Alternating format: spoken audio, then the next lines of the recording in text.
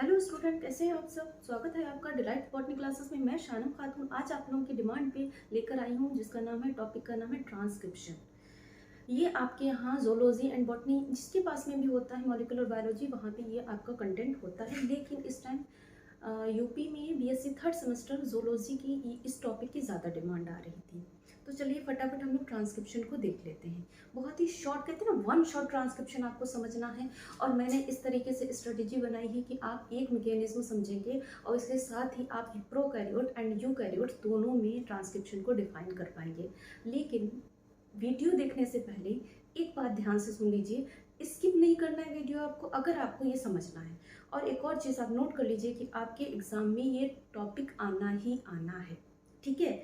और अगर आप वीडियो को स्किप करेंगे तो आपके लिए प्रॉब्लम ये होगी कि आधी चीज़ें आपको समझ में आएंगी और आधी चीज़ें नहीं, क्योंकि मैंने आपको नोट्स तो मैं दूंगी ही, लेकिन ये जो टॉपिक है इसके कुछ पॉइंट्स जो है मैं यहाँ पे जो डिस्कस करूँगी वो आपको खुद नोट्स बनाना है, कुछ पॉइंट्स, बाकी मैं नोट्स आपको दूंगी, ठीक है। तो स्किप ना कीजिएगा। दूसरी बात ये है कि आप जो है वीडियो देखें तो लाइक और कमेंट तो कीजिए कम से कम, जिससे हम थोड़ा सा मोटिवेट हों और आपके लिए ज़्यादा से ज़्यादा काम कर सकें। चलिए हम टॉपिक अपना देख लेते हैं, ट्रांसक्रिप्शन। देखिए, ट्रांसक्रिप्शन पहले बात करते हैं है किससे रिलेटेड। Protein synthesis. आपके यहाँ टॉपिक है प्रोटीन सिंथेसिस। प्रोटीन सिंथेसिस में क्या होता है कि डीएनए से आरएनए बनता है और आरएनए से क्या बनती है, प्रोटीन, ठीक है। हम जो दिखते हैं ना, जो हमारे कैरेक्टर्स हैं, वो सारे किसके द्वारा कंट्रोल होते हैं, डीएनए से। डीएनए जिस तरीके से आरएनए को बनाता है अपनी टेम्पलेट पर, उसी घटना को, उसी प्रोसेस को क्या बोलते हैं, ट्रांसक्रिप्शन। तो एक बात बस समझ लेते हैं कि डीएनए से आरएनए बनने की प्रोसेस क्या कहलाती है, ट्रांसक्रिप्शन। मैंने बस थोड़ा सा लिखा है, बाकी आपको पूरा नोट्स में डेफिनेशन मिल जाएगी। RNA synthesized on DNA template known as transcription. जितने भी प्रकार का आरएनए है, चाहे वो आरएनए हो, चाहे वो टीआरएनए हो, चाहे वो एमआरएनए हो, वो सारे के सारे कहाँ सिंथेसाइज होते हैं, डीएनए टेम्पलेट पर। अब इसमें क्या होता है, इसके सिंथेसाइज होने के लिए क्या क्या चाहिए होता है। सबसे पहले इसमें ज़्यादा चीज़ें नहीं चाहिए होती, आरएनए पॉलीमरेज चाहिए होता है और राइबोन्यूक्लियोटाइड, वो तो चाहिए ही होंगे कि ये डीएनए टेम्पलेट पर राइबोन्यूक्लियोटाइड ही तो पॉलीमराइज होकर क्या बनाएंगे, आरएनए, ठीक। तो जो आरएनए पॉलीमरेज चाहिए होता है ट्रांसक्रिप्शन में, वो प्रोकैरियोट में एक ही प्रकार का होता है, बट यूकैरियोट में 3 प्रकार का होता है। अब आप कहोगे मैम आप दोनों चीज एक साथ में क्यों बता रहे हो। देखो, आपके एग्जाम में 2 तरीके से क्वेश्चन आएगा। Define the transcription in eukaryotes. जब आपके यहाँ यूकैरियोट्स का है तो आप प्रोकैरियोट का जिक्र ना करो, और define the transcription in prokaryote तो आप यूकैरियोट्स के बारे में ना बताओ। मैंने बोला ना कि मैं ऐसा आपको क्लास बताऊंगी जिसमें आप यूकैरियोट के बारे में आए, प्रोकैरियोट के बारे में तो अलग अलग कर सको। हाँ, अगर सिर्फ ट्रांसक्रिप्शन आए क्वेश्चन तो आपको दोनों के बारे में बताना है, eukaryote as well as prokaryote. Is it clear. तो हम देख लेते हैं आरएनए पॉलीमरेज क्या होता है। आरएनए पॉलीमरेज का ही पूरा काम है, वही डीएनए टेम्पलेट पे राइबोन्यूक्लियोटाइड को ले जाएगा और वहां पे उसको जोड़ देगा, ठीक। आरएनए पॉलीमरेज प्रोकैरियोट में सिर्फ एक प्रकार का होता है, जिसको हम बोलते हैं होलो एंजाइम। क्या बोलते हैं, होलो एंजाइम, ठीक। उसके बाद में होलो एंजाइम जो है उसमें भी 2 भाग होते हैं, एक होता है सिग्मा फैक्टर और एक होता है कोर एंजाइम।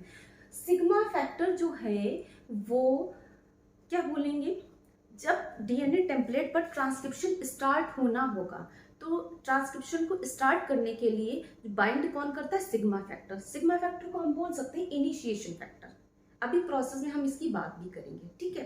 तो ध्यान से सुनिए कि आरएनए पॉलीमरेज जो है प्रोकैरियोट में एक प्रकार का होता है, उसमें 2 भाग हैं, एक सिग्मा फैक्टर और एक कोर एंजाइम। बट यूकैरियोट में आरएनए पॉलीमरेज 3 प्रकार का होता है। कौन कौन सा, एक होता है पॉल, मैं शॉर्ट फॉर्म में लिख रही हूँ, पॉल फर्स्ट आरएनए पॉलीमरेज, एक होता है पॉल सेकेंड और एक होता है पॉल थर्ड। क्लियर। अच्छा, एक और बात, ये जो टॉपिक आप पढ़ेंगे तो यहाँ से आप ऑब्जेक्टिव शॉर्ट नोट भी कवर कर लेंगे, क्योंकि आरएनए पॉलीमरेज पर शॉर्ट नोट आएगा। तो बस आप इतना ही बता दीजिएगा कि 2 प्रकार का होता है, प्रोकैरियोट में एक प्रकार का पाया जाता है, बट यूकैरियोट में आरएनए पॉलीमरेज कितना होता है, 3 प्रकार का, first second and third. RNA polymerase जो है वो आरएनए को सिंथेसाइज करता है। किसको सिंथेसाइज करता है, आरएनए को। और सेकेंड किसको सिंथेसाइज करता है, एमआरएनए। ठीक। और थर्ड किसको सिंथेसाइज करता है? टीआरएनए। किसको बेटा? टीआरएनए को। इतना आप बता देंगे। जैसे आरएनए पॉलीमरेज शॉर्ट नोट आया तो आपने तीनों का अलग अलग बता देंगे कि आरएनए पॉलीमरेज फर्स्ट आरआरएनए को सिंथेसाइज करता है, सेकेंड एमआरएनए को सिंथेसाइज करता है एंड थर्ड टीआरएनए को। ये आपको नोट्स में भी मिल जाएगा कंटेंट। अच्छा, एक और चीज, मैंने पूरा बोर्ड पे इसलिए लिख रखा है क्योंकि आपका जो टाइम है वो मैं बचा सकूं, जिससे आपके एग्जाम्स करीब हैं। ठीक।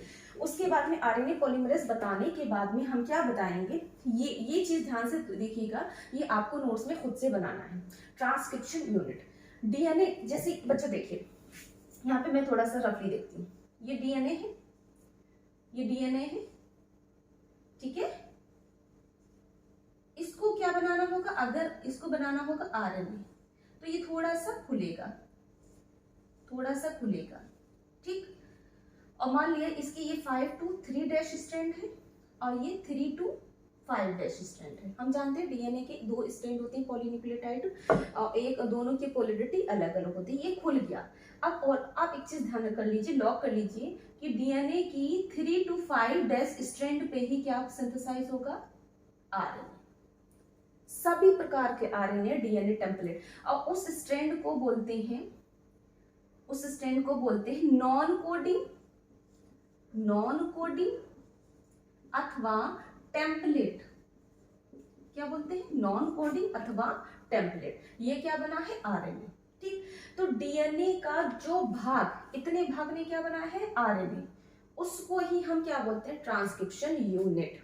Is it clear?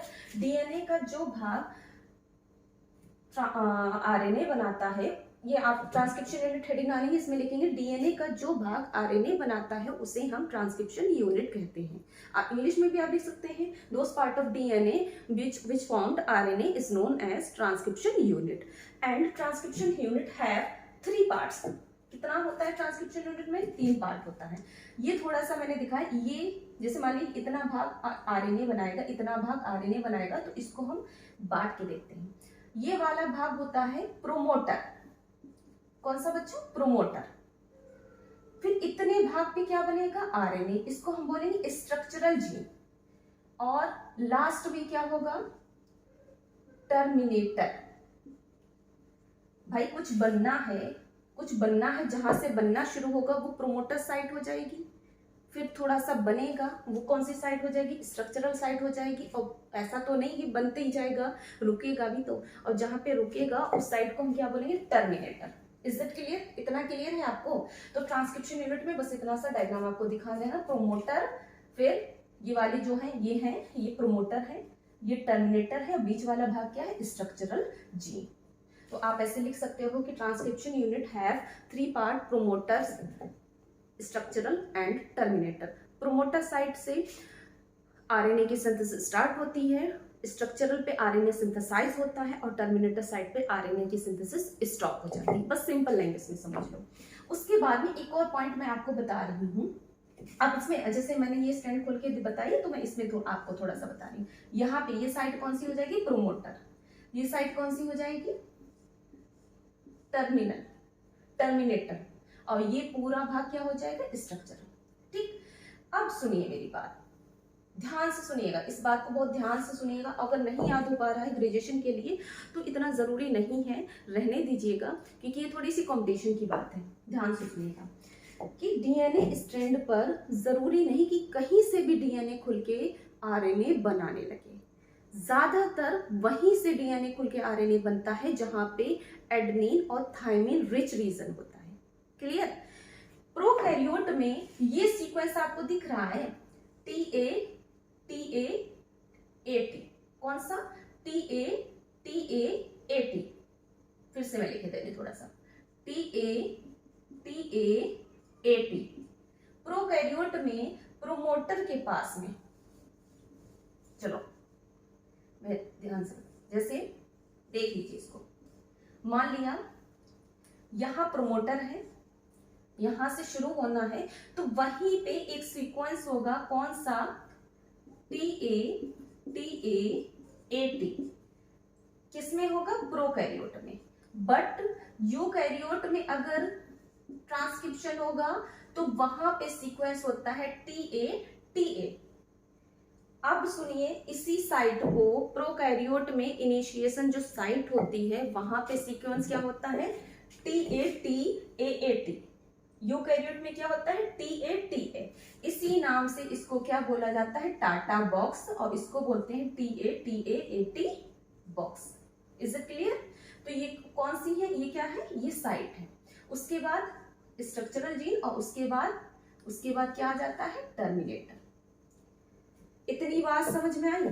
इतनी बात समझ में आई आपको? Are you getting my point? कि डीएनए में आरएनए बनना है, यहां से बनना है, तो इसको क्या बोलेंगे, प्रोमोटर।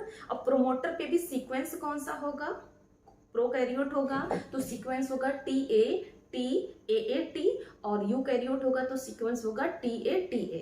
तो यूकैरियोट में क्या बोला जाता है, इसको टाटा बॉक्स। क्लियर? उसके बाद में देखते हैं हम, अब बस इतनी सी बात हमको बताना है, इसको हम बोलते हैं इनिशिएशन पॉइंट। प्रोकैरियोट का इनिशिएशन पॉइंट ये होता है और यूकैरियोट का इनिशिएशन पॉइंट ये होता है, बस इतना समझ लीजिए। ठीक, अब हम आ जाते हैं ट्रांसक्रिप्शन की प्रोसेस में। 3 स्टेप है ट्रांसक्रिप्शन की प्रोसेस में, चाहे प्रोकैरियोट हो चाहे यूकैरियोट हो। मैंने यहाँ पे आपको कंबाइन रूप से बताना है, प्लीज बी अटेंटिव। कंबाइन रूप से आपको बताना, पहले हम प्रोकैरियोट का समझ लेंगे, फिर थोड़ा सा माइन्यूट सा अंतर बता के आपको हम बोल देंगे कि अगर यूकैरियोट आता है तो आप इन चीजों को ऐसे चेंज कर सकते हैं। ठीक है, 3 स्टेप होते हैं। पहला होता है चेन इनिशिएशन, दूसरा होता है चेन इलोंगेशन, और तीसरा होता है चेन टर्मिनेशन। आप बस हेडिंग डालेंगे प्रोसेस ऑफ ट्रांसक्रिप्शन, लिखेंगे have 3 step, chain initiation, chain elongation and chain termination. ठीक, अब सुनिए इसमें कि क्या होता है। जैसे ये देखिए, ये इस यूनिट की हमने बात की है, मान लिया ये हमारा डीएनए है 5 to 3 और 3 to 5। प्रोकैरियोट में क्या होता है, सबसे पहले सिग्मा फैक्टर जाता है, साइट को बाइंड कर लेता है, इनिशिएशन फैक्टर है। आपसे हमने पहले ही बोला था कि सिग्मा फैक्टर क्या करता है, शुरुआत करवा देता है काम की शुरुआत करवाने वाला कोई तो होगा, कौन, सिग्मा फैक्टर। ये यहाँ से निशान लगाते हैं कि हाँ यहाँ से इसको बाइंड करो, यहाँ से डीएनए को खोल दो। कैसे, देखिए इसको ध्यान से देखिए, बहुत ध्यान से देखिएगा।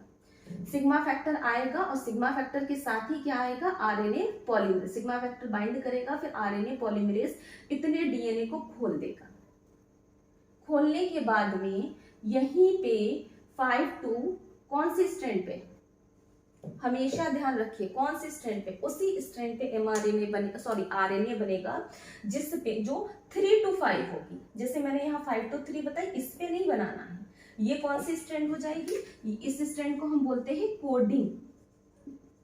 क्या बोलते हैं, कोडिंग। और ये कौन सी होती है, नॉन कोडिंग या टेम्पलेट, या इसको एंटीसेंस भी बोलते हैं। ठीक है, तो हमने यहाँ पे ये स्ट्रैंड पे बनना है ना 3 to 5।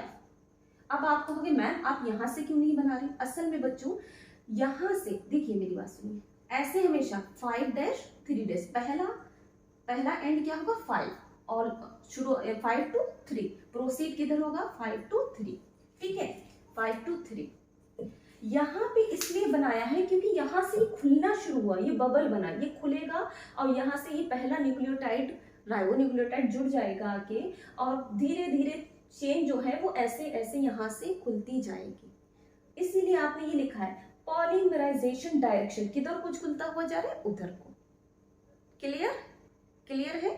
ठीक है, तो ये थोड़े से राइबोन्यूक्लियोटाइड जुड़ गए हैं, इसका मतलब चेन की इनिशिएशन हो गई है, चेन बनना शुरू हो गई है। दूसरा स्टेप क्या है, चेन इलोंगेशन। चेन इलोंगेशन में क्या होगा, जाहिर है अब 5 to 3 और खुलता जाएगा। यहाँ पे थोड़ा सा हमने बबल बड़ा दिखा दिया है, और उसके बाद में हमने दिखाया रो फैक्टर। ऐसा तो है नहीं कि बनती चली जाएगी, तो धीरे धीरे आरएनए पर राइबोन्यूक्लियोटाइड जुड़ते जाएंगे और आरएनए लंबा होता चला जाएगा। इसको आप ऐसे भी दिखा सकते हो, ये भी डायग्राम चलेगा। ठीक है, आरएनए बड़ा हो गया, इस घटना को, इस फिनोमेना को हम क्या बोलेंगे, चेन इलोंगेशन। ठीक, उसके बाद में अगला स्टेप है हमारा चेन टर्मिनेशन। चेन टर्मिनेशन में हम क्या दिखाएंगे, चेन टर्मिनेशन में बस कुछ नहीं दिखाएंगे, जैसे ही टर्मिनेशन पॉइंट तक पहुंच जाएगा, ये क्या है, रो फैक्टर। नोट कर लीजिए एक बात कि प्रोकैरियोट में आरएनए सिंथेसिस को रोकने वाला कौन है, रो फैक्टर। रो फैक्टर जो है वो आरएनए की सिंथेसिस को कहता है बस बस बस इतना हो गया, इतनी ही बनना है, खत्म करो। ठीक, तो कंप्लीट जब आरएनए बन जाता है और बनने के बाद भाई ये आया इसने रोक दिया, तो कंप्लीट आरएनए बन गया और बनने के बाद क्या हुआ, बाहर निकल आएगा।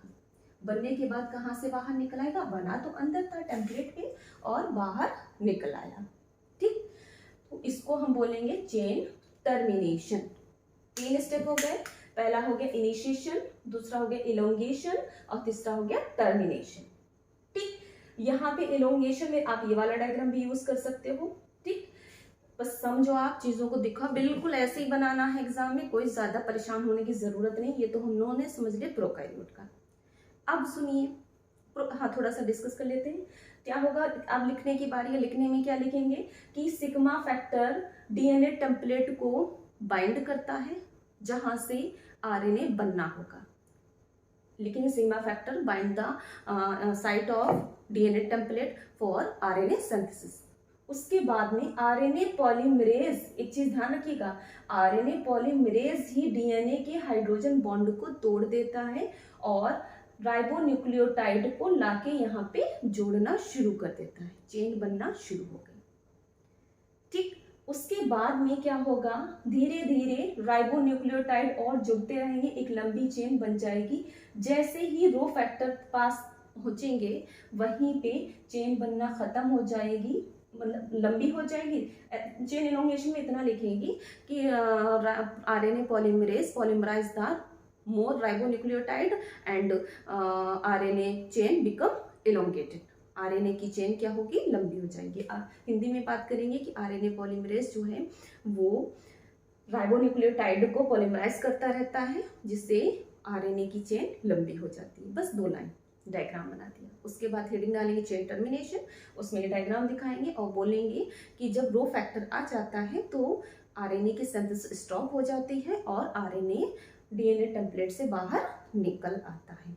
When rho factor comes, then synthesis of RNA become stop and RNA released from DNA template। बस इतनी सी लैंग्वेज मैंने आपको बता दी, इतनी ही लैंग्वेज लिखेंगे। ठीक, ये तो हो गया प्रोकैरियोट्स का। अब बात करते हैं यूकैरियोट्स की।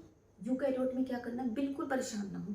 यूकैरियोट में कुछ नहीं लिखना है, जहां पे सिग्मा फैक्टर लिखना है वहां पे क्या लिख देना, ट्रांसक्रिप्शन फैक्टर। यूकैरियोट में ट्रांसक्रिप्शन को स्टार्ट करने के लिए बहुत से फैक्टर होते हैं, उनके नाम तो हम नहीं बता पाएंगे, तो हम क्या लिख देंगे, ट्रांसक्रिप्शन फैक्टर, जहां पे सिग्मा फैक्टर लिखना है, बस इतना अंतर है।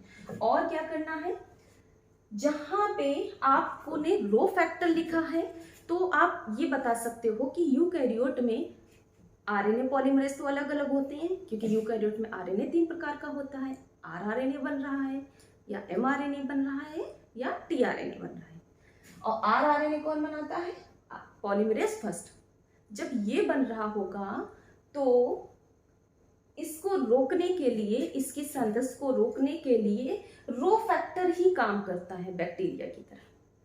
कौन काम करता है, रो फैक्टर, जब आरएनए बनेगा। ये लैंग्वेज में आप लिख सकते हो, चेन टर्मिनेशन में आप लिखोगे कि जब आरएनए पॉलीमरेज फर्स्ट ऐसे आरएनए पॉलीमरेज फर्स्ट आरआरएनए की सिंथेसाइज करेगा तो चेन टर्मिनेशन के लिए रो फैक्टर ही कैपेबल है। क्लियर, फिर उसी में आगे लिखेंगे, कंटिन्यू करेंगे। अगर आरएनए पॉलीमरेज सेकेंड होगा तो इसमें थोड़ा सा वेरिएशन है।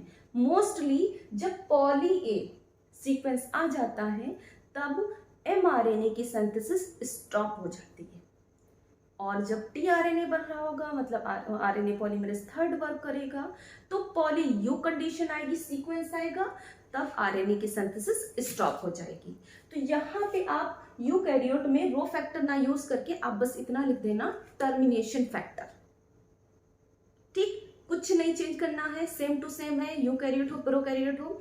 बस सिग्मा फैक्टर की जगह क्या लिखना है, ट्रांसक्रिप्शन फैक्टर यूकैरियोट में, और रो फैक्टर की जगह क्या लिखना है, टर्मिनेशन फैक्टर। ये डायग्राम बता देना है, और जो मैंने आपको बोला है उसको सुनते हुए आप नोट्स अपना बनाइए खुद से इतना। उसके आगे का नोट्स मैं आपको अवेलेबल कराऊंगी, क्योंकि आप फिर पूरी वीडियो नहीं देखते हो। अब हम आगे चलते हैं। अगर आपका यूकैरियोट का ट्रांसक्रिप्शन आएगा तो उसमें आरएनए बना, एमआरएनए बना। हम बात कर रहे हैं एमआरएनए की।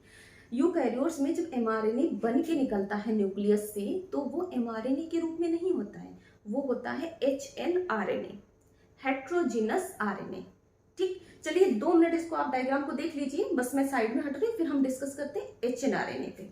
ठीक, देखिए इसको,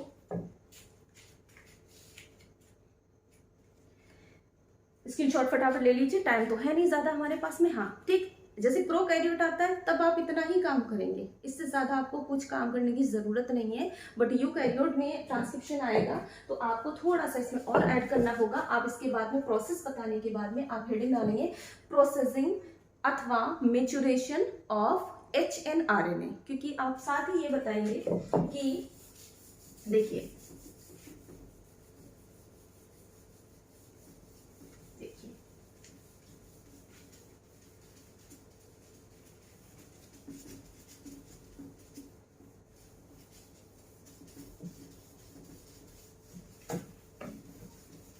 क्या कहते हैं ना, थोड़ा सा टाइम भी कम है और आप जानते हैं मुझे एडिटिंग वगैरह मैं नहीं करती हूँ, वीडियो प्रॉपर ही यूट्यूब पर डाल देती हूँ। तो आप देख लीजिए, बस मैनेज कर लीजिए। हाँ, प्रोसेसिंग, तो हम हेडिंग क्या डालेंगे यूकैरियोट में, प्रोसेसिंग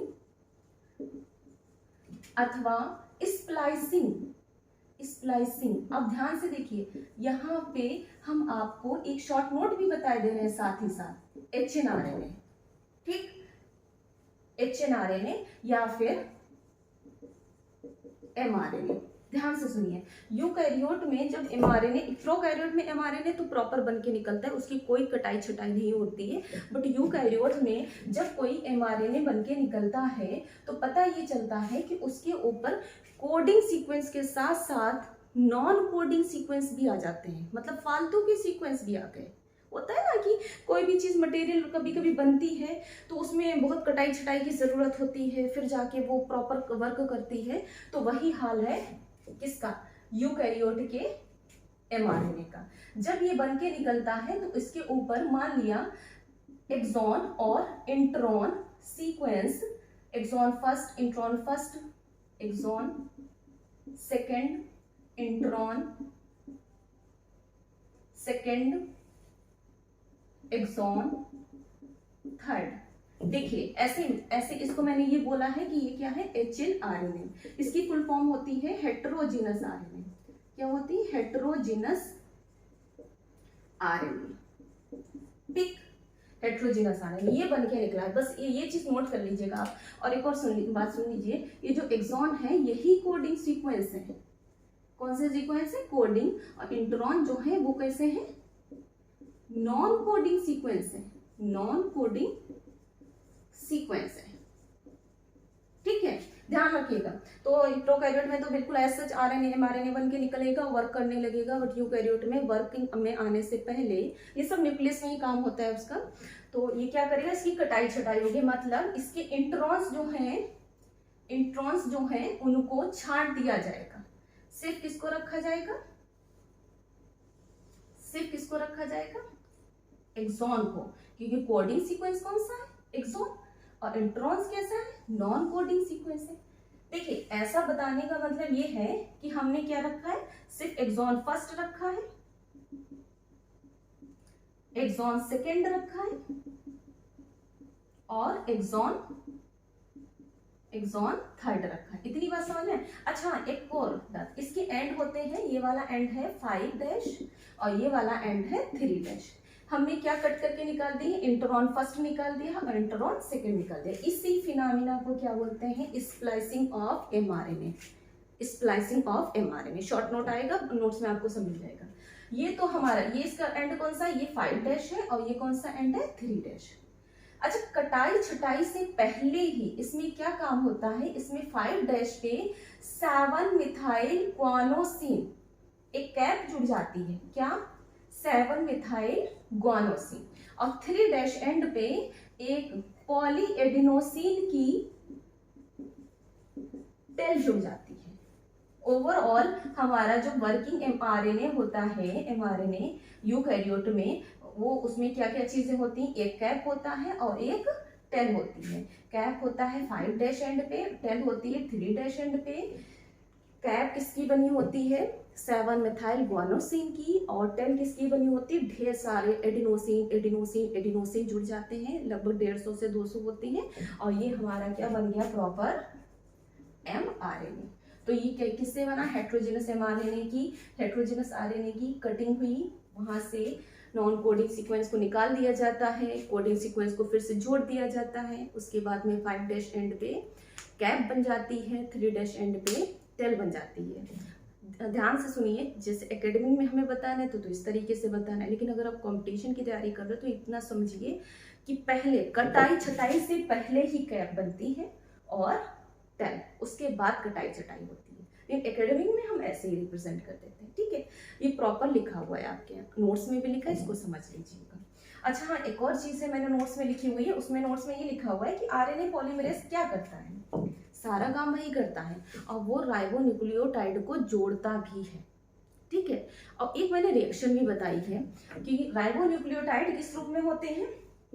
एटीपी, जीटीपी, सीटीपी और यूटीपी। कितने होते हैं? इनकी संख्या तो फिक्स नहीं है। इनको आरएनए पॉलीमरेज जो है डीएनए स्ट्रैंड पर ले जाएगा, इस पे ऑन डीएनए टेम्पलेट पे, और इनको जोड़ देगा NAMP, NGMP, NCMP, NUMP plus क्या निकल जाएंगे? 2 फॉस्फेट ग्रुप। भाई ये क्या है? एडेनोसिन ट्राइफॉस्फेट है। किस रूप में जुड़ेगा जाके? एडेनोसिन मोनोफॉस्फेट के रूप में जुड़ेगा। तो मोनोफॉस्फेट है, इसका मतलब 2 फॉस्फेट निकल जाएंगे रिएक्शन से। तो ये रिएक्शन मैंने लिखी है, ये क्या है? ये राइबोन्यूक्लियोटाइड है, जो कैसे हैं? एक्टिवेटेड है। ध्यान रखिएगा एक चीज, चाहे प्रोटीन सिंथेसिस हो, चाहे कुछ भी बनना हो, जो राइबोन्यूक्लियोटाइड है या डीऑक्सीराइबोन्यूक्लियोटाइड है, वो एक्टिव फॉर्म में आते हैं। और एक्टिव फॉर्म कैसे होती है? एटीपी के जुड़ने से। ये जेन्युइन राइबोन्यूक्लियोटाइड है, इसके ऊपर जब एटीपी जुड़ जाता है तो ये बन जाता है ट्राइफॉस्फेट। ये गुआनोसिन मोनोफॉस्फेट है, इसके ऊपर जब एटीपी जुड़ता है तो ये गुआनोसिन ट्राइफॉस्फेट बन जाता है। ये सिर्फ एक्टिवेट होते हैं, और जब जाते हैं जुड़ते हैं तो किस रूप में? Adenosine monophosphate, guanosine monophosphate, cytosine monophosphate और यूरेसिल मोनोफॉस्फेट। ये रिएक्शन मैंने नोट्स में बताई है, आप परेशान ना होना। अगर आपको नहीं समझ में आए तो आप उसको छोड़ दीजिएगा, बस इतना लिख दीजिएगा कि आरएनए पॉलीमरेज राइबोन्यूक्लियोटाइड को पॉलीमराइज करता है, बस। तो ये तो कंप्लीट हो गया ट्रांसक्रिप्शन। आई होप आपको समझ में आएगा, लेकिन थोड़ा सा टफ टॉपिक है। देखिए बच्चों, अभी तक हम लोग पढ़ते थे बैक्टीरिया, वायरस, फंजाई, एल्गी, ये सारे टॉपिक ऐसे हैं जो आपने जैसे कि ना साइंस में, बायोलॉजी में जब से आपको समझ आई होगी तब से आपने तो पढ़े होंगे, 9 से ही थोड़ा आपने बैक्टीरिया के बारे में भी पढ़ा, तो वो आपको आसान लगते हैं। अब ये जो है ये पूरी प्रोसेस है, टेक्निकल प्रोसेस है, मॉलिक्यूलर बेस्ड प्रोसेस है, तो इनको आप तब समझ सकते हो जब आप इसको देखोगे। मेरे एक पॉइंट को आप अपने नोट्स में तब्दील करेंगे, चेंज करेंगे, उसके बाद फिर से आप वीडियो देखेंगे। आई होप आपको ज़रूर समझ में आया होगा। और कुछ नहीं तो थोड़ा थोड़ा हर पॉइंट के बारे में आप एग्जाम में लिख सकोगे, छोड़ना नहीं है इसको बिल्कुल भी। मोस्ट इंपॉर्टेंट है ट्रांसक्रिप्शन, और इसमें मेहनत करते रहिए। और गैप तो है ही है आपके एग्जाम में, बहुत ज़्यादा लग जाइए। ऑल द बेस्ट, अच्छे से मेहनत कीजिए। क्या कहते हैं ना, एक टीचर्स की तो यही ख्वाहिश होती है कि बच्चे जो हैं आगे बढ़ते रहें। और हाँ, थोड़ा सा कमेंट वगैरह पे ध्यान दीजिए कि वीडियो आप देखते हैं और कमेंट्स नहीं करते हैं। और पता है क्या, ह्यूमन नेचर क्या होता है कि वो अच्छी चीज़ों से दूर भागता है, और इंटरटेनमेंट की चीज़ों से, कोई सॉन्ग होगा प्रॉपर देख लोगे, कोई रील्स होगी आप प्रॉपर देख लोगे, दूसरों के व्लॉग आप देखते हो, आप अपनी एजुकेशनल वीडियोस को बस 2 मिनट देखा, 1 मिनट देखा, उसके बाद छोड़ दिया। आप ये ना सोचिए आप बायोलॉजी स्टूडेंट हैं, ये तो आपके हर जगह काम आएगी। अगली हमारी वीडियो आएगी ट्रांसलेशन। पहले आप इस पर सपोर्ट कीजिए, कमेंट कीजिए, लाइक कीजिए, उसके बाद हम लेके आते हैं ट्रांसलेशन। बहुत बहुत मेहनत कीजिए अच्छे से। और ये क्या है, ये first step of protein synthesis का, क्या, डीएनए से आरएनए का बनना। आई होप आपको समझ में आया होगा। और रही बात सपोर्ट की, तो आपने सपोर्ट बहुत दिया है, प्यार बहुत दिया है, तो ऐसे ही बनाए रखिए। अपनी शानम मैम को सपोर्ट करते रहिए। बहुत बहुत धन्यवाद।